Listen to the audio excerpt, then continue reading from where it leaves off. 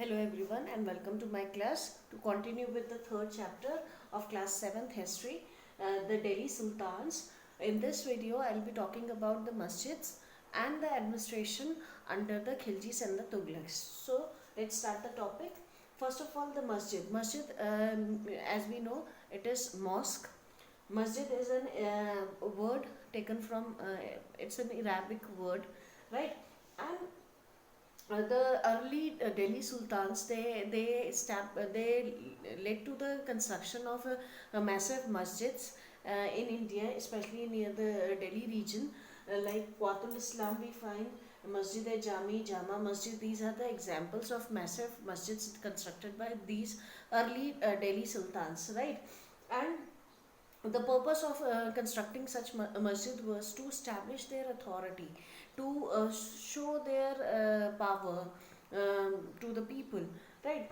And the no doubt the prime function or the prime reason for constructing the masjids were to make a place where the people can do their worship. In Islam, collective worship is a very important feature of Islam, right? Where the people collectively they do prayer, and usually they face the western side, and then they do the worship. Reason being, it is mandatory. When you are doing prayer, you need to face towards the Mecca, right और India के western side में मक्का पड़ता है, इसलिए जब जब वो prayer offer करते हैं या प्रेयर करते हैं तो वो वेस्ट की तरफ फेस करके करते हैं यूजुअली लोग। मस्जिद में अक्सर जो मीनार होती है वो वेस्टर्न साइड पे बनाई जाती है ताकि किसी को कन्फ्यूजन ना हो कि किस तरफ फेस करके पूजा करनी है या जो भी प्रेयर करनी है। इसलिए मिनरेट जो है वो वेस्टर्न साइड पे बनाई जाती है मस्जिद्स में।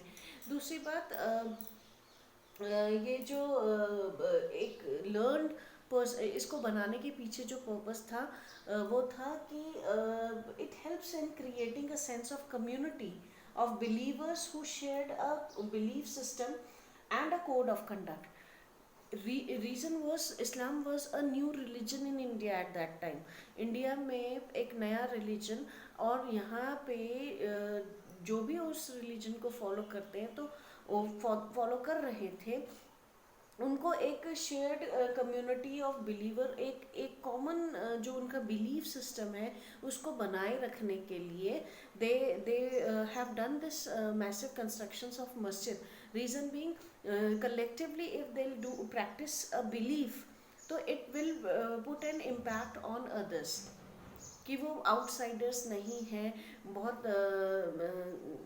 ज़्यादा नंबर में लोग नए धर्म को वो फॉलो करते हैं, राइट? तो इसीलिए इस सेंस को डेवलप करने के लिए ये भी ज़रूरी है इस्लाम में to follow a code of conduct according to the religious rules.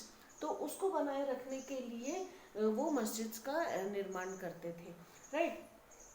Another important thing was, जो भी उनमें any person who was very learned person who had a good knowledge of Quran, that person was appointed as imam, who used to give the Friday sermon।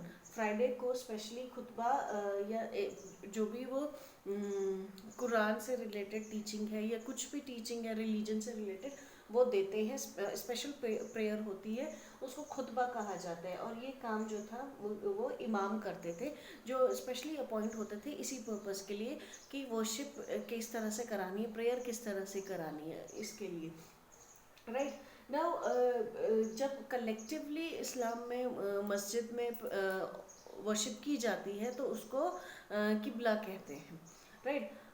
एक और positive thing इसमें ये हुई कि construction of such masjids led to the integration of the Islamic architecture in India. Islamic architecture, new elements were used in the Islamic architecture, जो कि पहली बार इस तरह के फीचर्स यूज़ किए गए थे। I will tell you some of the features, जैसे आर्चेस, इस तरह के दरवाजे आर्च फॉर्म में, राइट?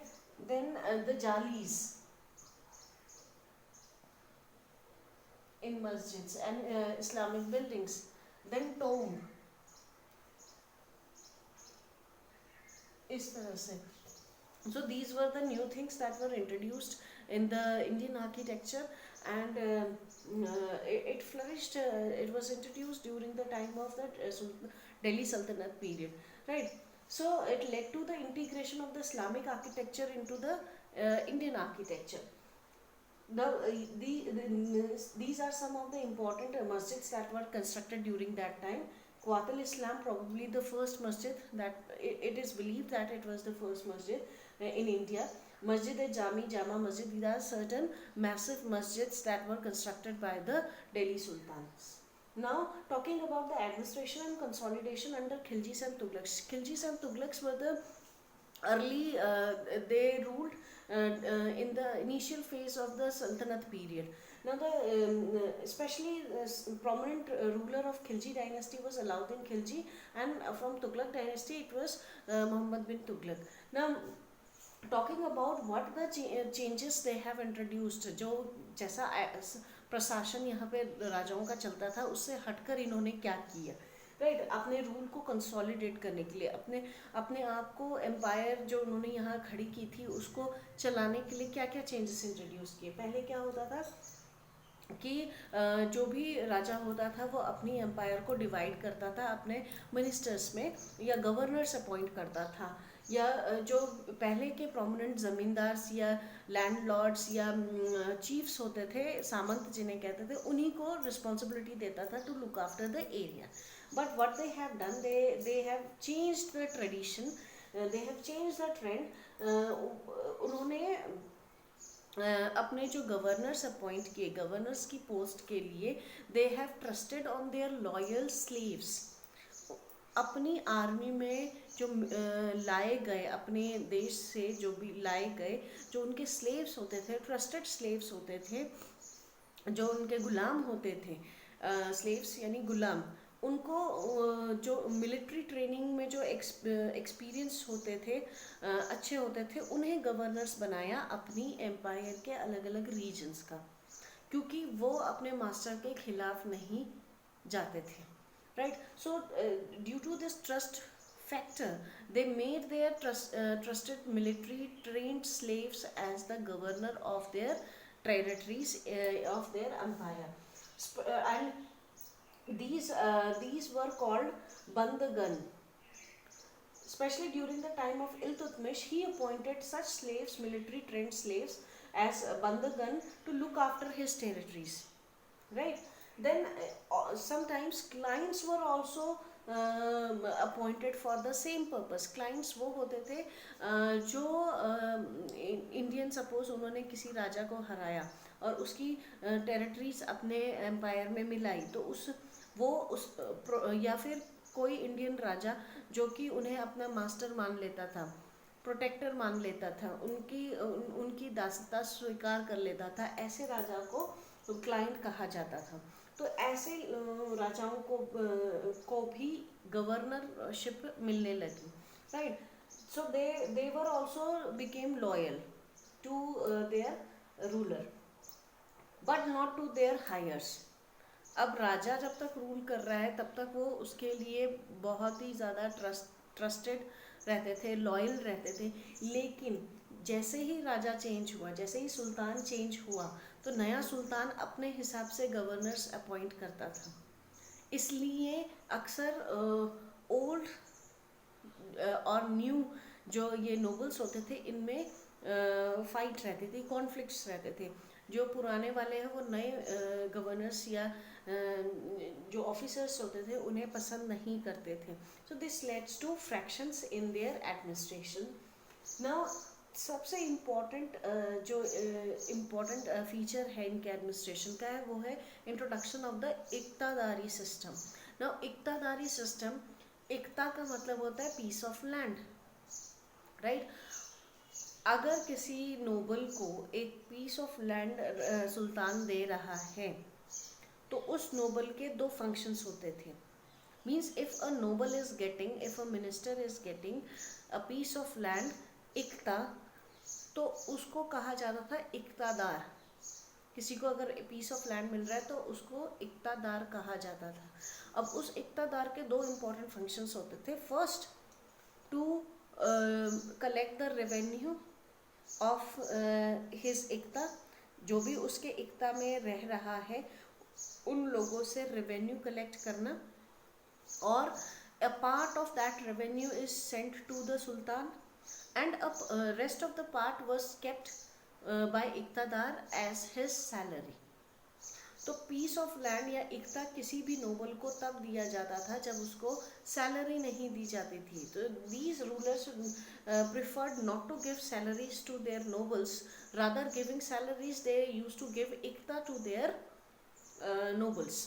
तो अब ऐसे में द इक्तादार, it was the duty of the इक्तादार to collect the revenue from his इक्ता, and second duty was to maintain a fixed number of soldiers under him. हर इक्तादार को एक फिक्स नंबर ऑफ सोल्जर्स अपने अंडर रखने पड़ते थे, और उनको मिलिट्री ट्रेनिंग, उनकी ये सारी चीज़ें उनको देखनी पड़ती थी. जो भी रेवेन्यू वो कलेक्ट करते थे, एक पार्ट वो सुल्तान को भेजते थे और दूसरा पार्ट जो अपने पास रखते थे उसी खर्चे में वो अपने सोल्जर्स मेंटेन करते थे. ऐसा इसलिए किया जाता था कि कभी अगर सुल्तान को ज़रूरत पड़ी किसी लड़ाई में जाने की, तो दीज इक्तादार्स were required to provide military help to the sultan. Correct. किसी भी लड़ाई में जब राजा सुल्तान जा रहा है लड़ने के लिए, तो इक्तादार्स अपने सोल्जर्स प्रोवाइड करते थे. Right. So this was the purpose of इक्तादारी सिस्टम. इससे दो पर्पस सॉल्व होते थे, कलेक्शन ऑफ रेवेन्यू हो जाता था और दूसरा आर्मी की आर्मी बन जाती थी. हर इक्तादार अपने अंडर सोल्जर्स रखता था. 3 तरह के टैक्सेस लिए जाते थे. Taxes on the produce, crop production जो भी हो रहा है उसमें 50% जो भी प्रोड्यूस है वो सुल्तान को दिया जाएगा, स्टेट को दिया जाएगा. Right. On kettles, number of kettles कितने हैं किस इंसान के पास, किसान के पास कितने कैटल्स है, उस पर भी टैक्स लिया जाता था. एंड ऑन हाउसेस, उनके पास अपनी क्या रहने के लिए क्या जगह है, घर है, जो भी है उस पर टैक्स लिया जाता था. Right. So taxes were collected in this way in different categories, and these taxes, whatever the taxes collection was done, उसके बेसिस पे खर्चे किए जाते थे. राइट. नाउ earlier सामंताज और the local chiefs, they hold a position in the society. वो land owners होते थे, बड़े बड़े लैंड उनके अंडर होते थे. सब जमींदार्स मतलब बड़े लैंड ओनर्स होते थे, और उनके एक पावर होती थी कि वो फैसले लेते थे, डिसीजन लेते थे अपने एरियाज़ के. अब क्या है, उनकी पावर जो है वो रिड्यूस हो गई है, क्योंकि these rulers have not given them any power. जो भी रूल्स रेगुलेशन बनाने हैं वो सुल्तान बनाएगा और इनको फॉलो करने होते थे. तो इनकी जो पोजीशन थी वो सिर्फ टैक्स कलेक्टर की हो गई थी. राइट.